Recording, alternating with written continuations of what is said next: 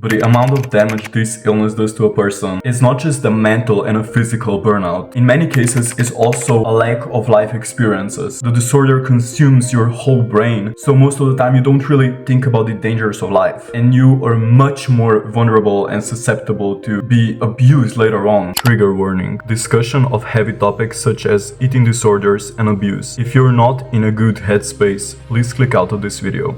Disclaimer. Please remember that every single experience of an addiction is different and valid. I want to open the discussion of how these things also deeply affect people around as well. And these experiences are also 1000% valid. Hey internet, I'm Skai. In this video, I'm going to be talking about the domino effects of addictions and eating disorders. Also, I have a script right here because English is my second language. It's a lot of text and I need help with this, so don't mind me looking down. I hated it. I ended up filming the whole thing and I was reading so much, like I was literally looking down so much that I ended up deleting it, and here I am now. I just took a shower. It's past 11 p.m. I have wet hair. I have fever. I have so much work to do, but I'm so determined to make this video because this topic is so important to me. This is Primož Trubar, Slovenian something. Okay, so I've done so much research on eating disorders because I've been, like, my life was revolving around eating disorders a lot. Not like me directly, but like there were aspects that were deeply connected to eating disorders. So in this video, I'm gonna talk about the domino effects of eating disorders and addictions, as I've already mentioned, and I specifically want to talk about bulimia here, because I never see anything raw on the internet about bulimia. There's always just stories about anorexia and like about the end stages of anorexia, like about the most emaciated cases, and that I think like it's valid. Those stories are valid and it's horrible. It's a horrible disease, but there's a problem because those are the stories that are highlighted, because the reality is most eating disordered people are focused on those stories. Like most bulimics are focused on the end stage anorexia stories, because as f***ed up as it sounds, most ED people wanna be just anorexic and emaciated, but the reality is that just only a few % of people become that skinny. So it's been a long time since I made a video about eating disorders, and if you're here, you probably know a lot about it. So eating disorders are basically, you know, problems with eating, but it's about control of emotions, like your mind being so consumed with like foods and calories and numbers, like numbers on the scale and measurements, and this basically like it fills the brain with a lot of thoughts that block out other like traumas. Like you don't have to deal with this and this trauma because you're constantly thinking about food, and it's quite self-damaging coping mechanism. It can also be a consequence of stress or like low self-esteem. And yeah, like when your thoughts are so consumed by the food and calorie counting, you are basically distracted from traumas. You take control over the food, so that makes you feel in control in other areas of your life. So I'm controlling this food, like this food intake, I'm gonna eat this and this many calories, and I feel like I'm pure, I'm in control like of my life. But you know, it's a disorder, it's irrational, and most people do not succeed at their eating disorder. Oh, this is not body checking, by the way. I'm completely mentally healthy. Like, thank God. When I was struggling, I was heavier than this, so I'm actually trying to gain weight. Just to clear this up, I'm not trying to be, you know, the eating disorder person online, because I'm genuinely not. But yeah, it's about thought and emotion control. Maybe you have no control in other areas of your life, like, I don't know, you're controlling parents or like other people, and maybe you're not, you know, loved at home, or maybe you don't even have a home, and like, you know, there's so many traumas that can cause eating disorders, like even sexual trauma. Like maybe you wanna be so thin that you don't look attractive anymore because you were sexually abused, and you don't wanna look a certain way that's sexually attractive, but that's a whole other thing. So yeah, it goes in so many directions. It's so complex. It can anybody can develop eating disorder, even though some people are more prone to EDs than others. But yeah, like controlling food is extremely hard, and most of the time it goes from restricting to binging, and it's just this. Whoa, is that a cat? Is that a car crash? I don't know, my window is open, so excuse me for that, and excuse me for this wet ass hair. It's really hard to control food. What was I going to say? Yeah, it's so hard that you end up like completely not having control over it. Depends on what type of ED you have. Like if you're like the strict anorexia nervosa, you kind of have that control in your ED, but most people with EDs don't have a lot of control, and it just ends up like you just end up binging. And bulimia is when you purge the food. And bulimia is such an ugly thing because you feel so much shame. And in my opinion, bulimic is just an anorexic who purges. Like, I believe that every bulimic is anorexic, but just the anorexic with no control, like, not to offend anyone. And it's just so horrible, and it's the shame you feel is undescribable. Like, I don't even know it, but I've seen, I don't know the bulimia part of it. I have some weird and dark experience with an ED, that goes so deep. If you've seen my previous videos about me actually surviving a cult and being almost essayed and almost killed and drugged with like different drugs, and it was like religious rituals, and yeah, that ended up me developing an ED for years ago. But like, I'm gonna talk about this later. Bulimia is not talked about enough. So when you purge, your physical health is, your mental health is you constantly hate yourself, you have no energy, your brain doesn't work. It's like being like when normal person is hungry and you're in a bad mood, but if you have an ED, you're constantly in a bad mood. You just learn how not to show it on the outside. It's basically self and you can't stop. It's an addiction. Now I want to say something controversial, but I think we all know it's true. Like, addicts are most of the time narcissistic. Not every addict, like we know functional addicts, dysfunctional addicts, like people with EDs can be like really rebellious, or they can be a people pleasers and like really nice, and they suppress their emotions by like starving and stuff. So yeah, like it's different for everyone, but addiction is it's quite a narcissistic illness, whether that's an alcoholism or like drug addiction, eating disorder. Everything always has to be about the addict. In every experience, but I'm talking about specific experience that if you know or knew anyone with an addiction, you know how hard it is when everything always has to be about them, even though you like try to help them all the time. Like, I've been completely losing my energy during my whole life, being surrounded by addicts of certain sorts.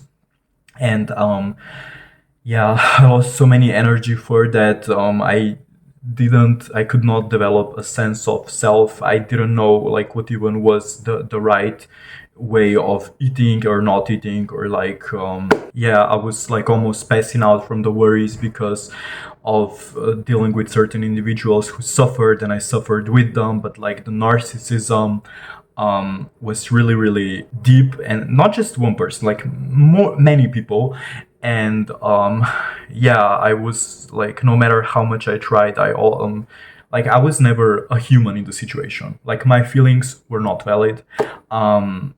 That was like the main point. I was stolen 15,000 euros from the age of 10 to 20. Like, not even stolen, but like religiously manipulated into it. And the other addict who basically should be, who should gain control over these things, they just didn't care, and I ended up like having a total mental breakdowns all the time because of them.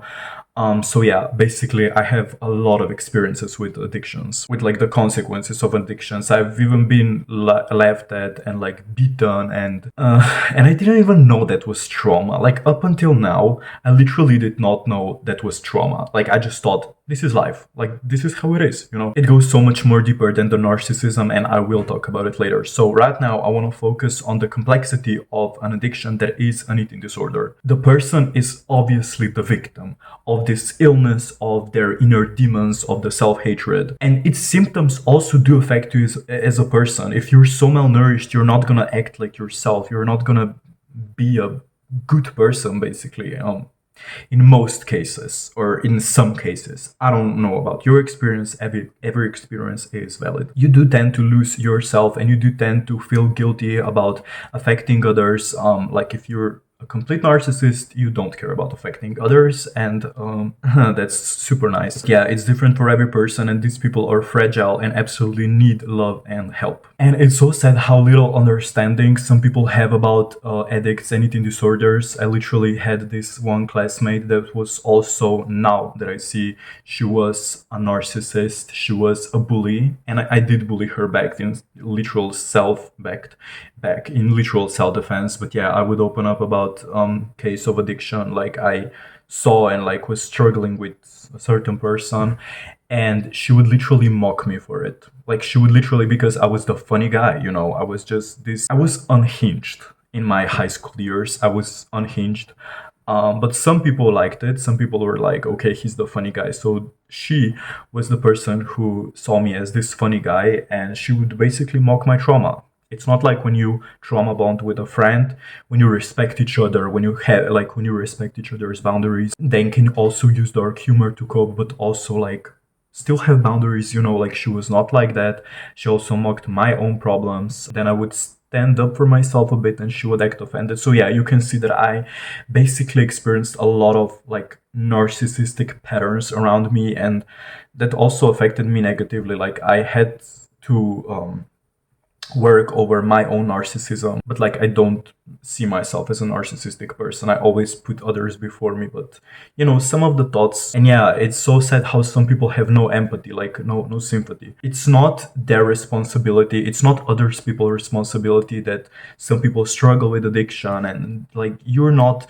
responsible for understanding people, you're not responsible for like others people's problems. But just shut up and don't bully them if you are not experiencing it.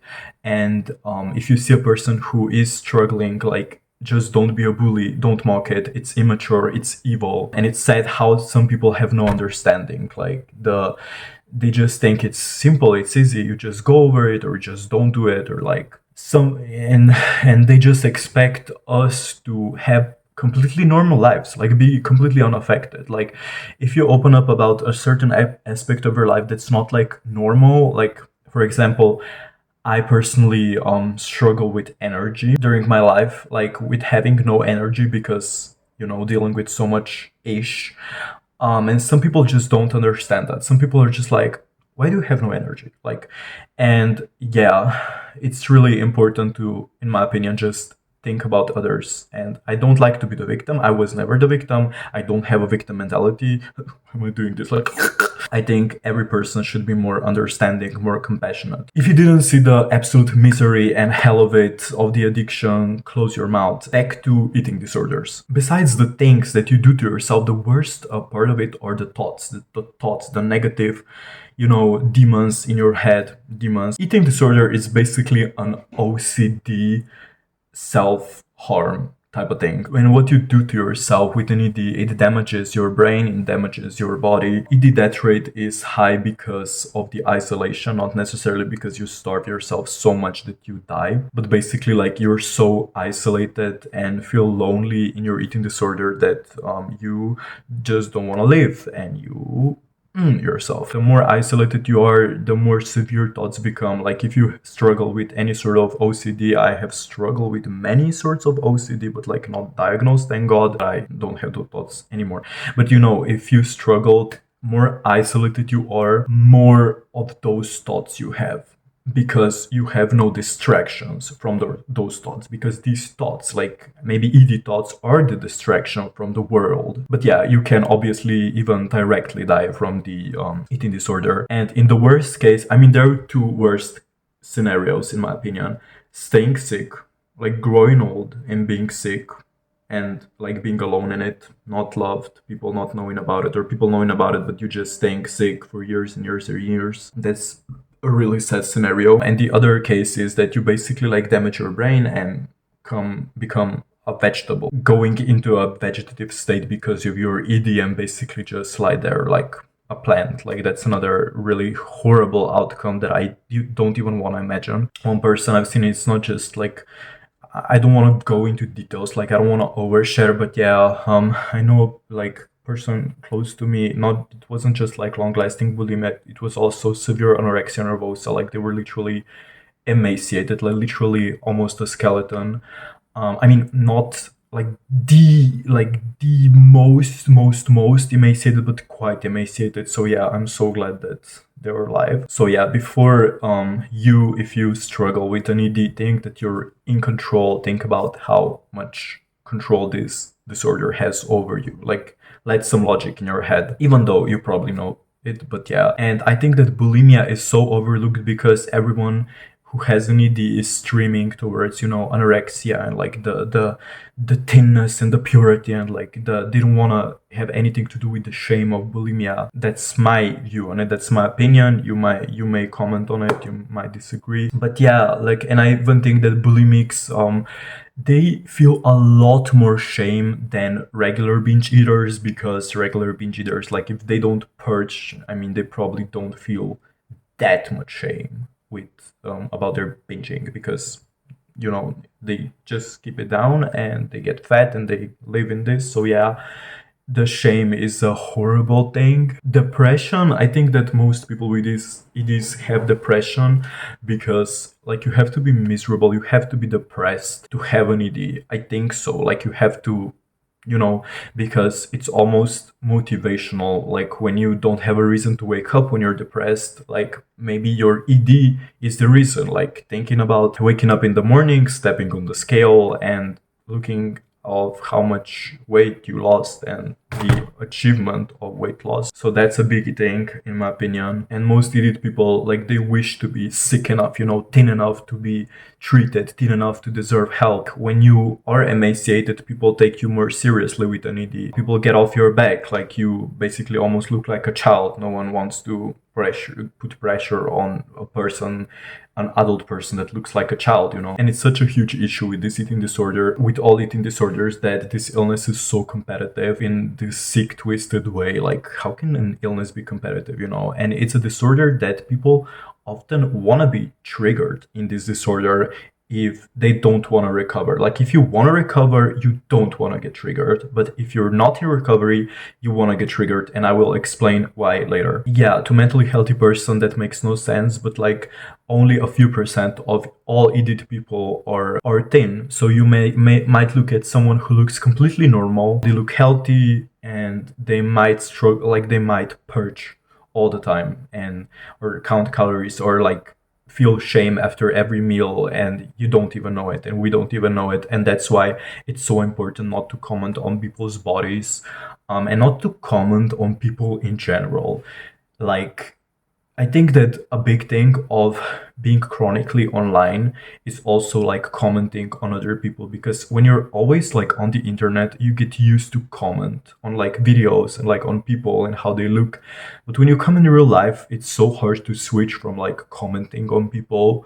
And it's just so important that we keep in mind that we don't need to comment. Like we don't need to comment situations and people. And if you're mature, you probably know that. But there are a lot of people that still comment, like on the weight and the way you look. Maybe a person who struggles with an ED, they're thin, and you don't know that they're struggling with an ED, and you say, "Oh, you look so great," and this person has, okay, this is a good thing. Like they literally might be starving and thin, and you can say even, "Oh, you look so great," but they will, like, if they have an ED, they take pride in this ED and they don't want to break out of this illness. And also, like, with people that are in recovery, like, try not to comment on them as well, that they look great or healthy, because, that's basically like calling them fat in their mind. The self-hatred is so severe. You cannot stop thinking about food, about the weight loss, about how much you hate yourself, about how much you hate your body proportions. And I thank Jesus Christ that I personally love myself. I love like my my body type. I love my, features. I accept myself and I'm grateful for that mindset. But and it's possible to anyone to have this mindset and to overcome body dysmorphia. But okay, I'm getting sidetracked here. Weight loss gives you a certain feeling of power, of control. As I mentioned, like you have this discipline, but it's just one big strive to like damage yourself. And by damaging yourself, you feel like better in a twisted way. My mom actually, like, she had this really smart thought that she shared about the ED people, that they want to lose so much weight because, I mean, it's kind of logical. They want to lose so much weight because they feel like this weight on the inside, like this weight is crushing them on the inside, and by the like physical weight loss, they feel less weight in general, if you know what I mean. Even though most people with EDs have like severe body dysmorphia and hate themselves, there also are people who genuinely like themselves with an ED, like they like how they look, they feel beautiful. But I think it's just so sad, like for the majority of ED people that do not feel like that do not feel beautiful with their ED. Most of the time it's not about vanity, it's just about the self-perception and it's coping. So I think it's just so sad when people with EDs never like really feel like they've achieved it, or like they never like feel beautiful. I find it bizarre that in these days, most of the time online, and I'm so glad I'm not a part of online world anymore besides these few videos I put out. I find it bizarre that some people with like the most severe EDs, like morbidly obese people, make it into some kind of entertainment. Like not even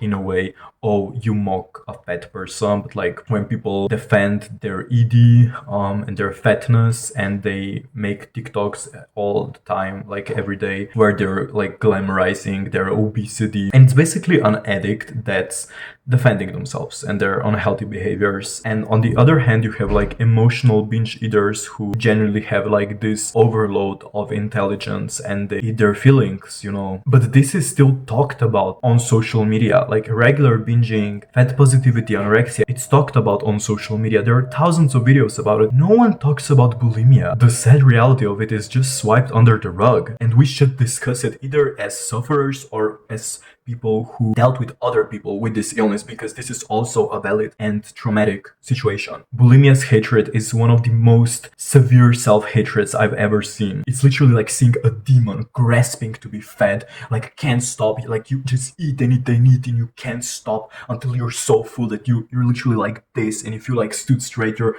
stomach would rupture, if that's the right word, and you would literally die from it. Then a person puts their head in the toilet and, I don't know, like almost your whole fist into mouth, and you purge, and a week worth of groceries that your family can barely afford, like in your stomach, and then you're so possessed that that's literally all you do again and again and again. And then you pass out, sleep, wake up, start thinking about food. Maybe you starve if you can achieve that. Again, binging, purging. And it's so like demonic. Like if I think about anorexia, it's horrible. Like imagine being afraid of a carrot or a strawberry, or okay, that's the most severe case, but like still like being afraid of food and always thinking about food. And I remember even me personally, like I never went far with my disordered eating that came from the abuse in that cult. I didn't even know it was a strive for control, but like I was always, okay, God doesn't want me to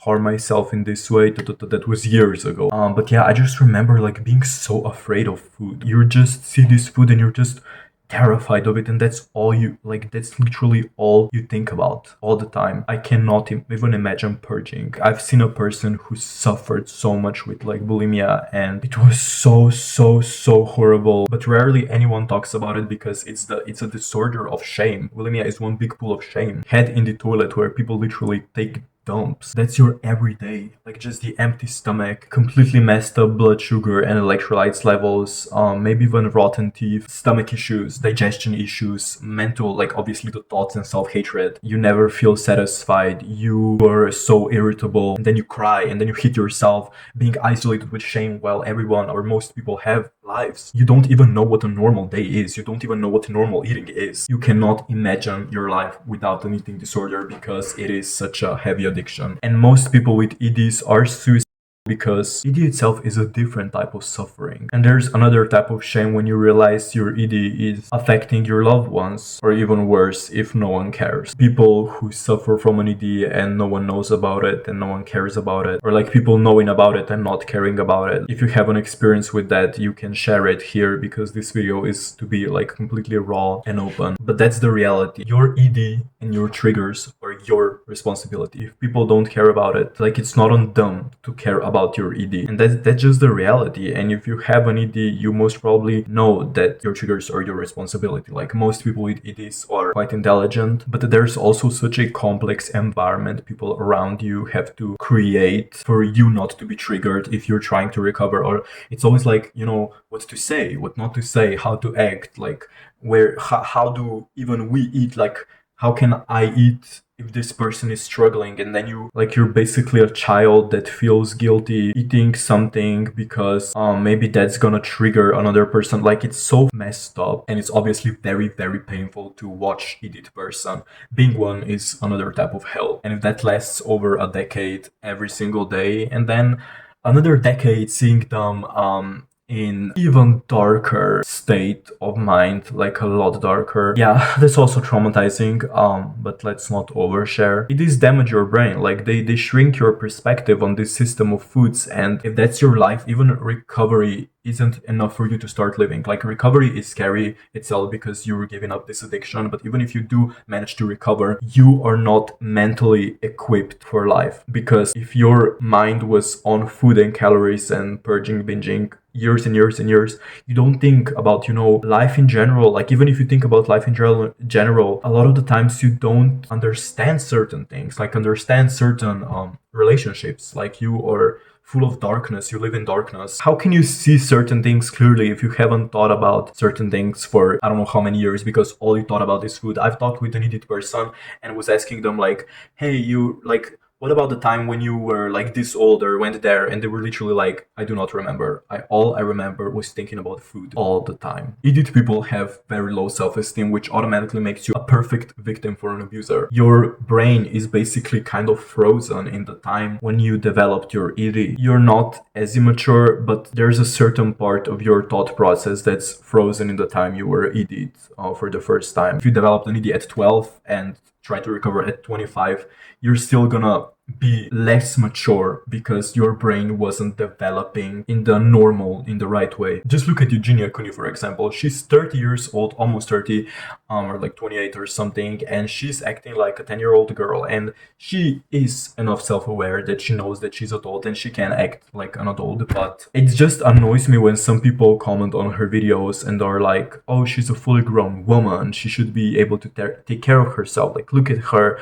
in these clothes and this high-pitched voice. And I'm just like, bro, she is not a fully grown woman. Like she's old enough that could be a fully grown woman, but if she weighs, like if she's a literal walking skeleton because her legs are okay, no, I'm not gonna put here like measures here, like if you're here to trigger yourselves, click out. But yeah, it's really annoying when people are so ignorant. ED is a different type of vulnerability. You still have to take accountability for your actions when you do stuff like wrong when you're ED'd, but still we must think that these people do not think straight like as healthy normal people do. I don't want to make generalizations here, but EDs just are not rational. There's hormonal imbalance, impulse control can be very difficult. A person becomes irritable, it puts you at risk of severe ideations. But the ED obsession is so bad that you cannot stop. And there can be also switching between addictions, you know, like bulimia and alcoholism is a really horrible one. And I've also seen that binging until your stomach is so full it would rip if you stood up, then you purge it all out, then you're empty, then you go drinking and you're like so drunk you're like almost passing out, and there's literally no food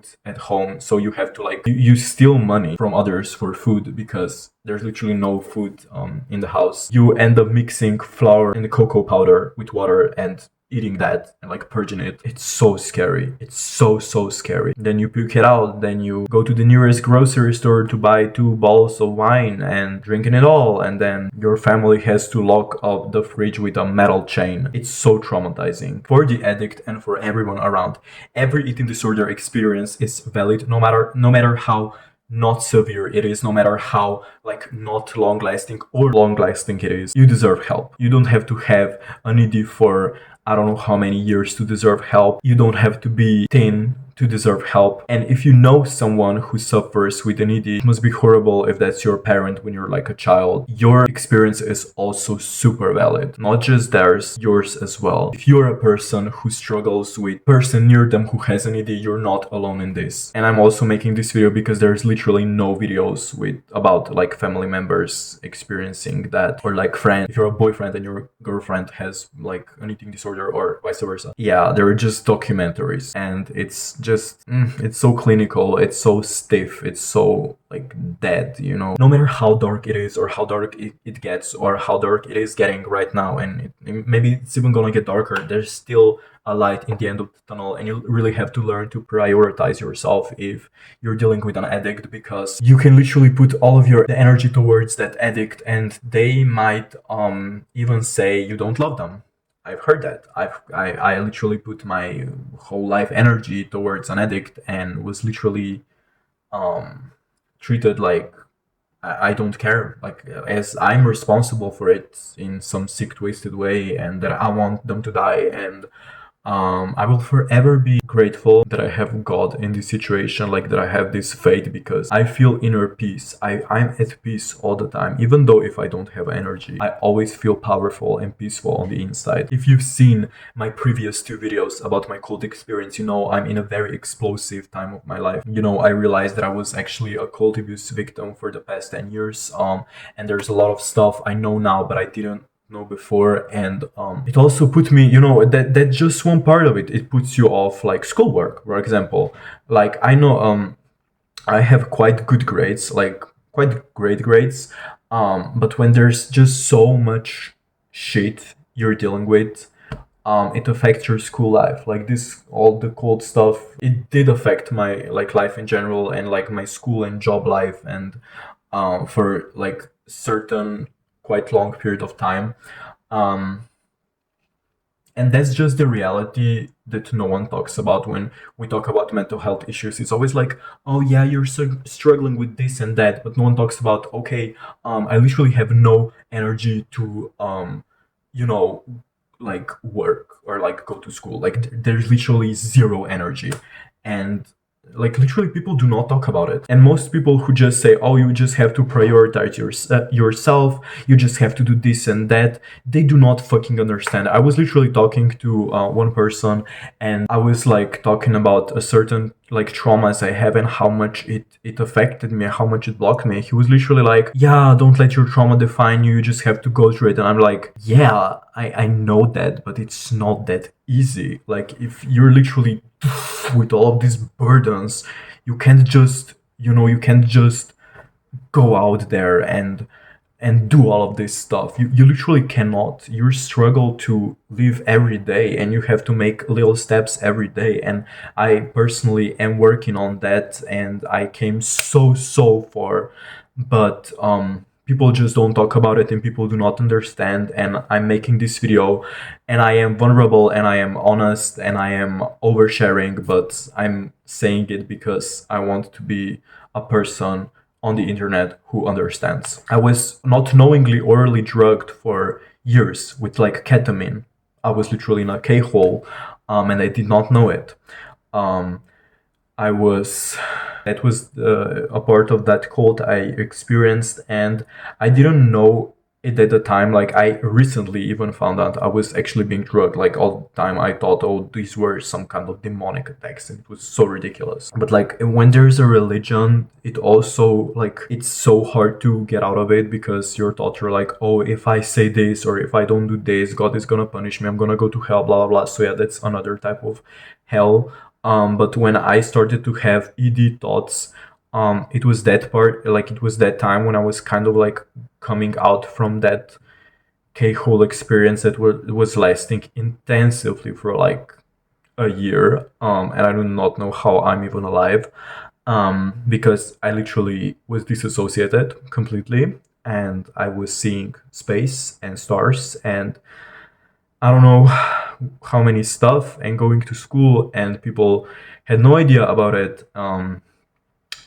And yeah, at the time I strived for some feeling of control. Like I didn't know it at the time, but I know it now, that like I was obsessively watching my anorexia story videos, and I just thought, oh my god, I'm just so weird for doing that. But now I see it, like I needed to feel control, I needed to feel the rush of control that is an eating disorder. And I but I obviously didn't like succeed at my own eating disorder because I was so disassociated. And I will forever be grateful for my dad, who called me dramatic while being drunk, laughing at my face while I told him about my cult abuse I went through. I will forever be grateful for this lovely interaction, and I might regret sharing this on the internet. Like, I might really regret it, but this video is gonna be public. It is public right now as you're watching it because I wanna